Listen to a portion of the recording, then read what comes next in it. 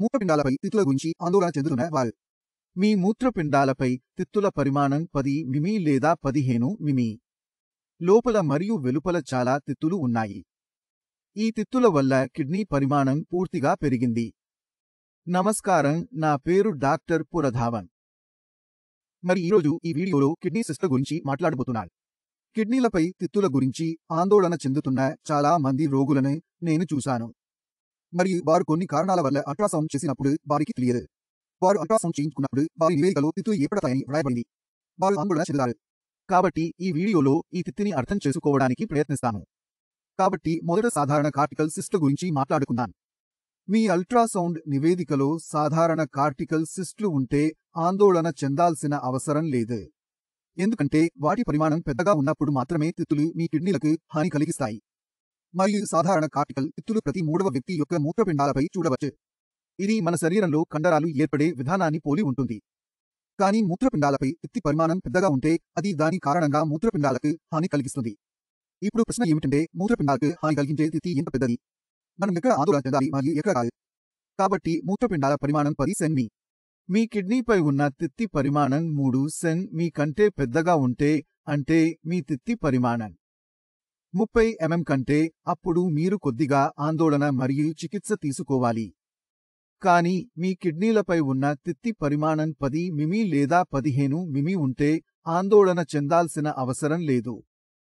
ఎందుకంటే తిత్తి పరిమాణం సుమారు 30 సెం.మీ ఉన్నప్పుడు మూత్రపిండాలలో మూడవ భాగం కప్పడం ప్రారంభమవుతుంది. తిత్తి మరియు తిత్తి పరిమాణం 5 సెం.మీ లేదా 50 మిమీ కంటే పెద్దగా ఉంటే అప్పుడు మనం మూత్రపిండాలలో నష్టాన్ని చూడవచ్చు. కాబట్టి వ్యాధిని అర్థం చేసుకోవడం మరియు అది మీకు హాని చేస్తుందా లేదా అని విశ్లేషించడం చాలా ముఖ్యం. తిత్తి పరిమాణం 30 మిమీ లేదా 3 సెంటీమీటర్ల కంటే పెద్దదిగా ఉంటే అప్పుడు మీకు డాక్టర్ అవసరం. తిత్తి పరిమాణం దానికంటే తక్కువగా ఉంటే, మూత్రంలో ప్రోటీన్ లేనట్లయితే మరియు స్థాయి పెరగలేదు, అప్పుడు ఆందోళన అవసరం లేదు. మీరు మీ జీవనశైలిని కొద్దిగా మార్చడానికి ప్రయత్నిస్తే మీ శరీరంపై కొవ్వు తక్కువగా ఉండేలా చేయండి.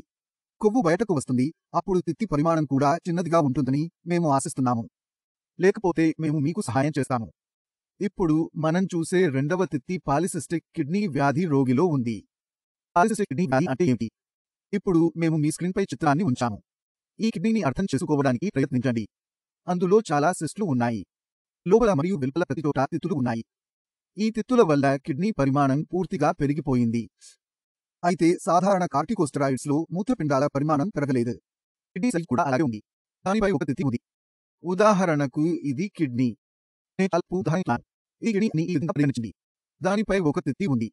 కాబట్టి కిడ్నీ పరిమాణం అలాగే ఉంటుంది. కానీ కిడ్నీ లోపల తిత్తి ఉంటే అది పైకి నెట్టబడుతుంది. కిడ్నీ పరిమాణం పెరుగుతుంది. కాబట్టి కిడ్నీ పరిమాణం 12 సెం.మీ కంటే ఎక్కువ ఉంటే మరియు దానిలో చాలా తిత్తులు ఉంటే అది మూత్రపిండ వ్యాధి. మరియు పాలిసిస్టిక్ కిడ్నీ వ్యాధి జన్యుపరమైన రుగ్మత. అంటే ఈ వ్యాధి తల్లిదండ్రుల నుండి జన్యుపరంగా బదిలీ చేయబడుతుంది. మీ తల్లిదండ్రులలో ఎవరికైనా సిస్టుల సమస్య ఉండవచ్చు, పాలిసిస్టిక్ కిడ్నీ వ్యాధి, మరియు దాని కారణంగా అది మీ లోపల కూడా కనిపిస్తుంది. ఇప్పుడు తిత్తి ఏర్పడినప్పుడు కిడ్నీ లోపల కూడా తిత్తులు ఏర్పడతాయి. దీని కారణంగా రక్తం లోపల వడపోత నెఫ్రాన్లు, వాటిపై ఒత్తిడి కూడా ఏర్పడుతుంది. ఇప్పుడు మన నెఫ్రాన్లు ఒత్తిడిపై పనిచేస్తాయి. వారు ఒత్తిడితో పనిచేసినప్పుడు లోపల నుండి ఒత్తిడి ఏర్పడుతుంది. కాబట్టి ఏమి జరుగుతుంది? వారి చిన్న వెసికిల్స్, చిన్న ధమనులు వాటిపై ఒత్తిడి కారణంగా సరిగ్గా పని చేయలేకపోతున్నారు. మరియు మనం ఏం చూస్తాము? దాంతో క్రియాటినిన్ లెవెల్, యూరియా లెవెల్ పెరగడం మొదలైంది. అల్ట్రాసౌండ్లో ఈ సిస్టులను చూసినప్పుడు 2 సిస్టులలో తేడా ఉంటుంది. సాధారణ కార్టికల్ తిత్తులు నిరంతర రేఖ రూపంలో ఉంటాయి. మీరు తెరపై చూడగలిగేలా. ఇప్పుడు మీరు పాలిసిస్టిక్ కిడ్నీ రోగిని చూస్తే అతని కిడ్నీ అప్పుడు గ్రౌండ్ మరియు తేడా ఉంది. రెండింటిలో పాలిసిస్టిక్ కిడ్నీ వ్యాధి గుర్తించబడితే మొదటి రోజు నుండి చికిత్స అవసరం. మీరు కనుగొన్నారు, మీ తిత్తి చికిత్స ప్రారంభించండి. క్రియాటినిన్ స్థాయి, యూరియా స్థాయి పెరగలేదు, సమస్య లేదు. మీ యూరియా ప్రోటీన్ రావడం లేదు, సమస్య లేదు. అయితే సిస్టు పెరిగే కొద్దీ కిడ్నీ మొత్తం పాడవుతుందని మీకు తెలుసు. కాబట్టి అవసరం ఏమిటి? మొదటి రోజు నుండి చికిత్స ప్రారంభించండి. సాధారణ కార్టికల్ తిత్తులలో చికిత్స షరతులతో కూడుకున్నది. అవసరమైతే ఇస్తాం. అవసరం లేకపోతే మేము మిమ్మల్ని తిరస్కరిస్తాము. లేదా మీకు ప్రస్తుతం అలాంటి చికిత్స అవసరం లేదు. మీ జీవనశైలిలో మీరు ఎలాంటి మార్పులు చేసుకోవాలి? మీరు ఏ బరువు తగ్గాలి? అది మేము మీకు చెప్తాము. కాబట్టి ఈ వీడియో నుండి మీరు 2 రకాల మధ్య వ్యత్యాసాన్ని అర్థం చేసుకున్నారని నేను ఆశిస్తున్నాను. మీరు కూడా వాటిని చూసి ఉండాలి. ఏదిపై మంచిగా తీసుకోవాలి, ఏదిపై మంచిగా తీసుకోవాల్సిన అవసరం లేదు. మీరు తప్పనిసరిగా కలిగి ఉండాలి. అది కూడా. అయినప్పటికీ మీకు నా సహాయం అవసరమని మీరు భావిస్తున్నారు. కాబట్టి నేను ఎల్లప్పుడూ అందుబాటులో ఉన్నాను. నా బృందం మొత్తం అందుబాటులో ఉంది. వారి సహాయంతో మీరు మీ సమస్యను పరిష్కరించవచ్చు.